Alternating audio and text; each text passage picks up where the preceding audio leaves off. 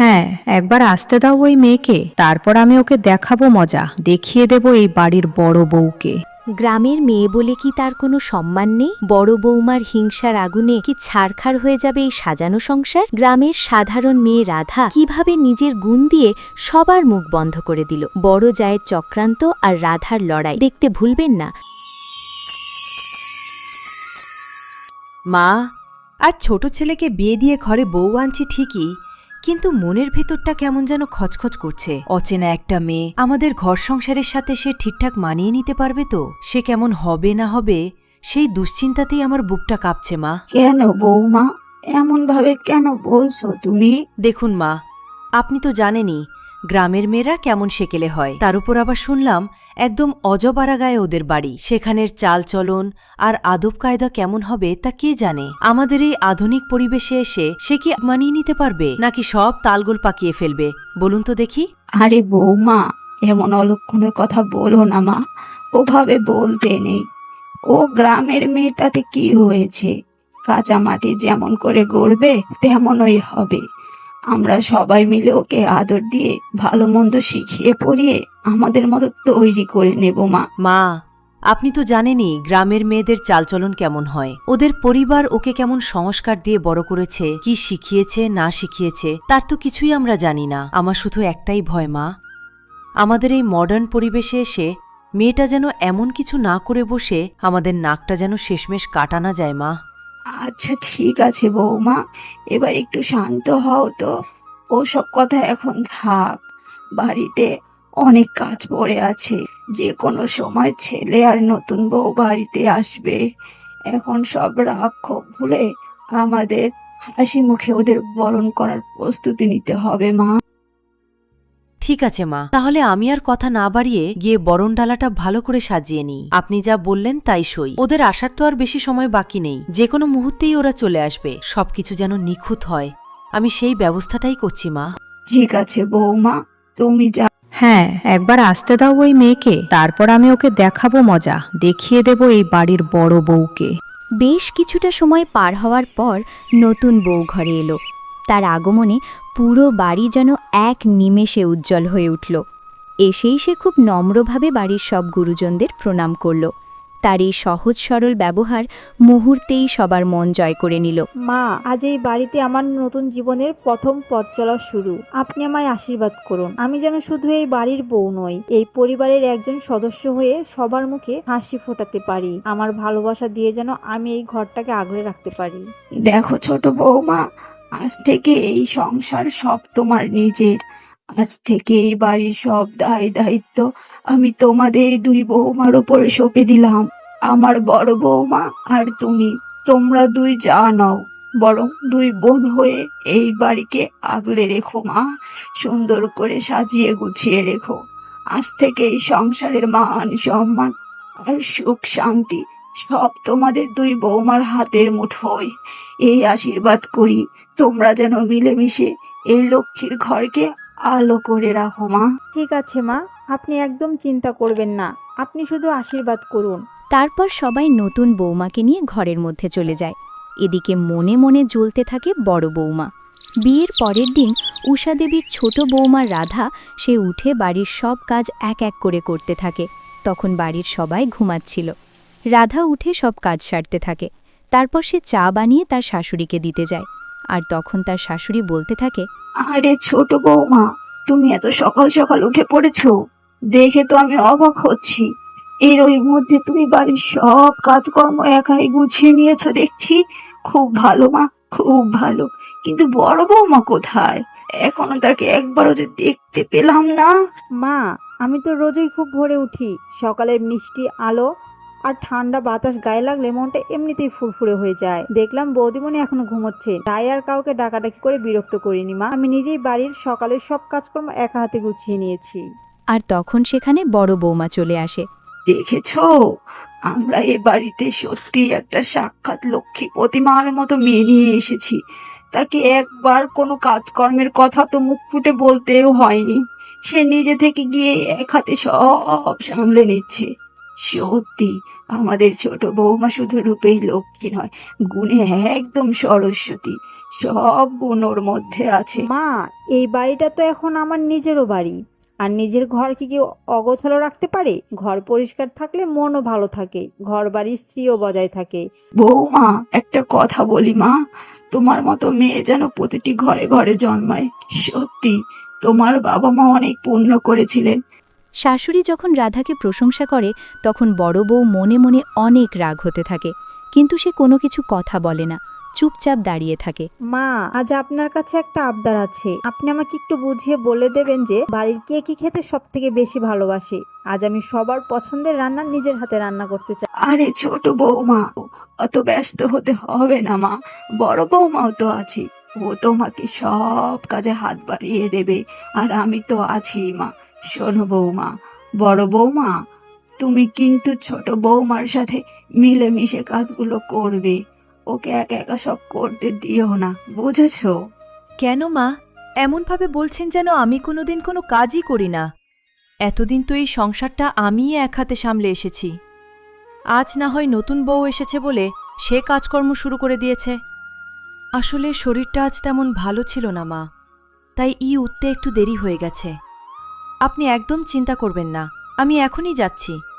ছোটর সাথে হাত মিলিয়ে রান্নাবান্না আর বাকি সব কাজ আমি একসাথেই সেরে ফেলব মা। দেখতে দেখতে রাধার এই বাড়িতে এমনভাবে বেশ কিছুদিন কেটে যায়।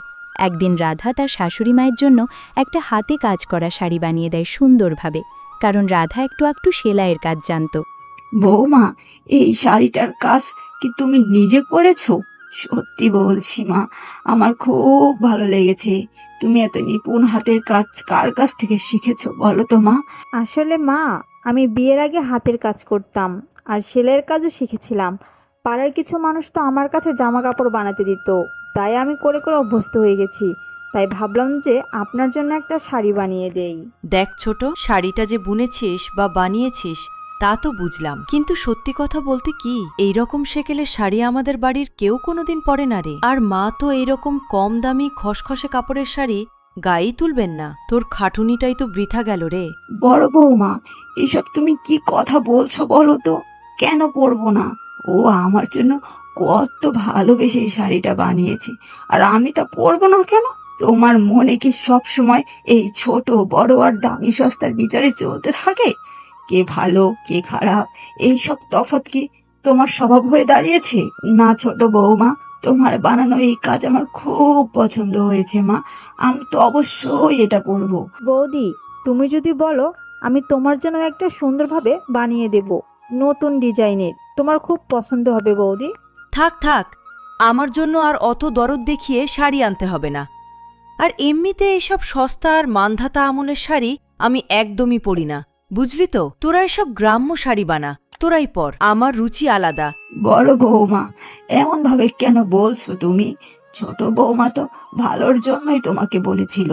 তোমার যদি পড়তে ইচ্ছে না হয় তবে সেটা ভালো করে বলে দিলেই পারতে, কিন্তু এমন ভাবে বলার কি আছে বলো তো? বড় বউ তার শাশুড়ির মুখ থেকে এমন কথা শুনে সে অনেক রেগে যায়। তারপর ওখান থেকে বাইরে বেরিয়ে রাধাকে বলতে থাকে, কিরে ছোট, এমন কি জাদুটোনা করলি বলো তো? এসে তো মাত্র কয়েকটা দিন হলো, আর এরই মধ্যে বাড়ির সবাইকে একদম হাতের মুঠোয় করে নিয়েছিস। কি এমন গুণ দেখালি যে সবাই তোর নামেই গুণগান করছে? আমাদের তো কেউ আর চোখেই দেখে না। বৌদি, এইসব তুমি কি বলছো বলো তো? আমি জাদুটনা করব কিসের জন্য?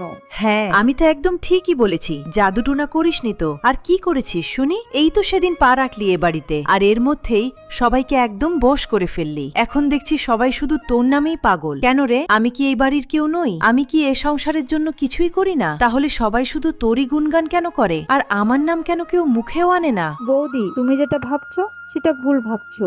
ভালোবাসা তো অর্জন করতে হয়, আর আমি আমার কাজের মাধ্যমে সেটা অর্জন করেছি। আর সবাই তো তোমাকেও ভালোবাসে বৌদি। থাক ছোট, তোর মুখ থেকে অত জ্ঞান শোনার মতো সময় আমার নেই, বুঝতে পেরেছিস? তোর এই বড় বড় কথা আর জ্ঞান তোর নিজের কাছেই রাখো। আমাকে আর শেখাতে আসিস না যে আমার কি করা উচিত আর কি নয়। ভেবেছিলাম এই মেয়েটা বড্ড বোকা হবে, কিন্তু না, দেখছি এক এক করে বাড়ির সবার মনই জয় করে ফেললো। আমি তো বুঝতেই পারছি না এই মেয়ে আসলে কি দিয়ে তৈরি। সবার মনের খবরও কি করে আগে ভাগে পেয়ে যায় তা কে জানে। ওর মতলবটা আসলে কি সেটাই আমার মাথায় ঢুকছে না। আরে তোমার কি হয়েছে বলো তো? তুমি এমন অন্য মনুষ্ক হয়ে বসে আছো যে, কি হয়েছে? আমার কিচ্ছু হয়নি। আমি চিন্তা করছিলাম বৌদি মনে হয় আমার ওপর রেগে আছে। যদি আমাকে বাড়ির সবাই ভালোবাসে তাহলে এখানে আমার কি দোষ আছে বলো তো? তুমি যেভাবে এই সংসারটাকে ভালোবেসে আগলে রাখছো, তাই জন্য তো সবাই তোমাকে খুব ভালোবাসে। শোনো, তুমি এসব নিয়ে একদম মন খারাপ করবে না। আমি চাই যে পরিবারের সবাই যেন একসাথে ভালোবেসে মিলেমিশে থাকি, আর সেখানে যদি কেউ আমার ওপর রাগ করে থাকে তাহলে সেটা আমার একদমই ভালো লাগে না। দেখো, তোমার পাশে কে থাকলো না থাকলো আমি জানি না, তবে তোমার পাশে সারা জীবন তুমি আমাকেই পাবে। আর আমি তো জানি তুমি কেমন। রাধা তার স্বামীর মুখে এমন কথা শুনে অনেক খুশি হয়ে যায়। দেখতে দেখতে সংসারের ব্যস্ততার মধ্যে দিয়ে বেশ কিছুদিন কেটে গেল। কিন্তু একদিন হঠাৎ করেই উষাদেবীর শরীরটা বড্ড খারাপ হয়ে পড়ল। বয়সের ভার আর শরীরের ক্লান্তি তাকে যেন একদম বিছানায় ফেলে দিল। নিজেরই অসুস্থ অবস্থায় তিনি তার প্রিয় ছোট বৌমা রাধাকে কাছে ডেকে নিলেন। মারে, শরীরটা একদম সায় দিচ্ছে না আজ। মনে হচ্ছে জ্বর আসবে। আজকে রাতে রান্না বান্নার দায়িত্বটা তুমি একটু বুঝে নাও মা। ঠিক আছে মা, আপনি কোনো চিন্তা করবেন না। আপনি একটু বিশ্রাম নিন, আমি সবকিছু দেখে নিব। ছোট বৌমা, তোমার উপর আমার পূর্ণ ভরসা আছে মা।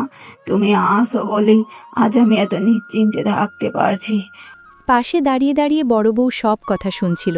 তারপর সে মনে মনে বলতে থাকে, ঠিক আছে মা, একদম চোখ বন্ধ করেই ছোট বৌমার হাতে তো সব দায়িত্ব তুলে দিন। আজ রাতেই আমি ওকে এমন মজা দেখাবো না যে ও জন্মের মতো শিক্ষা পাবে। দেখে নিয়েন মা, আজ রাতেই ওর সব জারিজুরি শেষ করে দেব।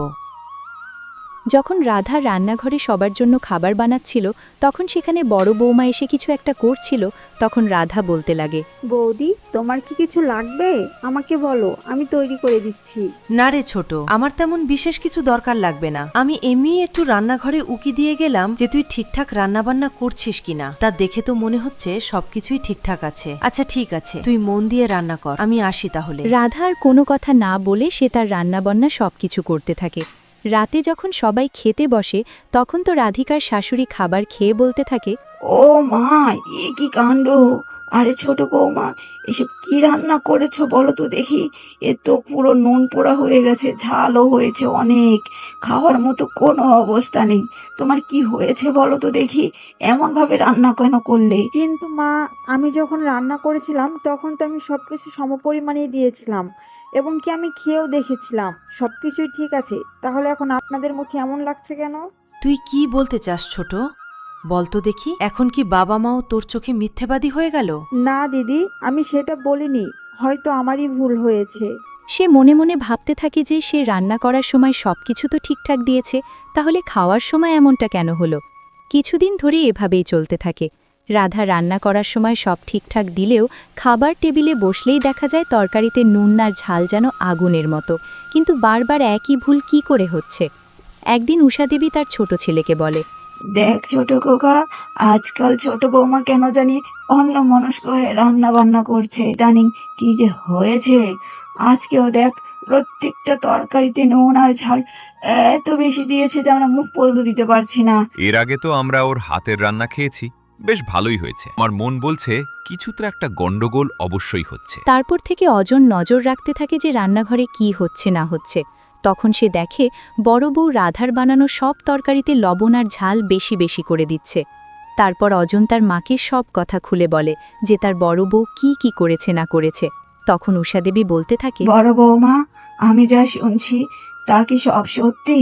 তুমি নিজের যাকে বিপদে ফেলার জন্য খাবারে নুন ঝাল বেশি দিয়েছো? কেন এত হিংসা তোমার মনে? হ্যাঁ মা, ঠিকই ধরেছেন। এই সব কিছু আমিই করেছি, আর আমি জেনে শুনেই করেছি, কারণ আমার আর সহ্য হচ্ছিল না মা। আপনারা সবাই মিলে ছোটকে কতটা ভালোবাসেন। আমি তো এই বাড়ির বড় বউ, আমার কি কোনো সম্মান নেই? এরপর বড় বউ তার বাপের বাড়ি চলে যায়। এদিকে বাড়ির অবস্থা খুবই খারাপ, সবারই মন খারাপ। এর জন্য ছোট বউ বড় বউয়ের বাড়িতে যায়। বড় বউ তাকে দেখে প্রথমেই রেগে যায়, কিন্তু ছোট বউ তাকে বোঝায় কিভাবে সংসারকে আংলে রাখতে হয়। সব কথা শুনে বড় বউ রাজি হয়ে যায় এবং সে বাড়িতে ফিরে আসে। তারপর সবার কাছে সে ক্ষমা চায় এবং সবাই তাকে ক্ষমা করে দেয়। এরপর থেকে সে একদম ভালো হয়ে যায়। এভাবেই তাদের সংসার আবার শান্তি ফিরিয়ে আনে ছোট বউ। হ্যালো বন্ধুরা, তোমরা যদি আমাদের পরবর্তী কার্টুন ভিডিওতে তোমাদের নাম দেখতে চাও তাহলে এক্ষুনি তোমাদের নামটি কমেন্ট বক্সে লিখে ফেলো এবং আমাদের এই গল্পটি তোমাদের কাছে কেমন লেগেছে সেটা জানাতে ভুলবে না। চ্যানেলে নতুন হয়ে থাকলে অবশ্যই চ্যানেলটি সাবস্ক্রাইব করে পাশে থেকো। দেখা হবে নতুন আরো একটি ভিডিওতে। এখন তবে আসি, টাটা, বাই বাই।